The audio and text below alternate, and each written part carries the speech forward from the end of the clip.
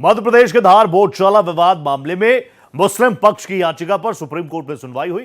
परिसर के पास नमाज के लिए जमीन उपलब्ध कराने की मांग, वैकल्पिक जमीन उपलब्ध न कराने पर सुप्रीम कोर्ट ने नाराजगी व्यक्त की है।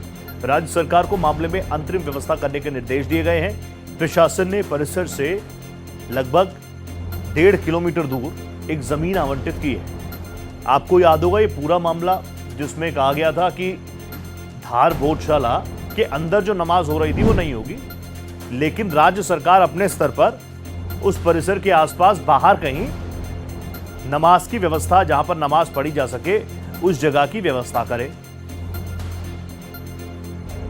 मुस्लिम पक्ष का कहना है 1.5 किलोमीटर दूर फेंक दिया। अब वापस से इस मामले में जब सुप्रीम कोर्ट गए, दलीलें रखी गई, तो सुप्रीम कोर्ट ने कुछ नाराजगी भी व्यक्त की है कि वैकल्पिक व्यवस्था के लिए आपको कहा गया था, क्या व्यवस्थाएं की।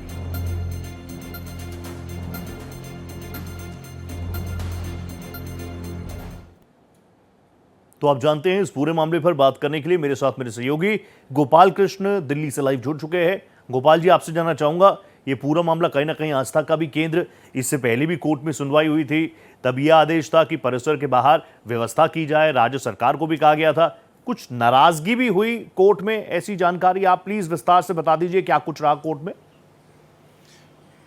जी बिल्कुल रोहित, आज एक बार पुनः मुस्लिम पक्ष की तरफ से हुफैजा अहमदी पेश हुआ और उन्होंने कहा कि अदालत के आदेशों का अभी भी पालन नहीं हो रहा है। जो अदालत के आदेश के बाद जो दूसरी जगह दी गई है वो लगभग 1.5 किलोमीटर दूर है। उन्होंने यह भी सुझाव दिया कि जो परिसर है बोधशाला परिसर, उसके पास एक मजार है, मजार के सामने जमीन खाली है, उसे दे दिया जाए। हालांकि इन आरोपों का सॉलिसिटर जनरल तुषार मेहता ने खारिज किया और कहा कि ऐसा नहीं है कि राज्य सरकार जमीन देना नहीं चाहती है, इसको लेकर के बातचीत हो रखी है और हम इस पर बातचीत करके बताएंगे कि कहां पर जमीन देना है, क्योंकि एक जमीन देखी गई है।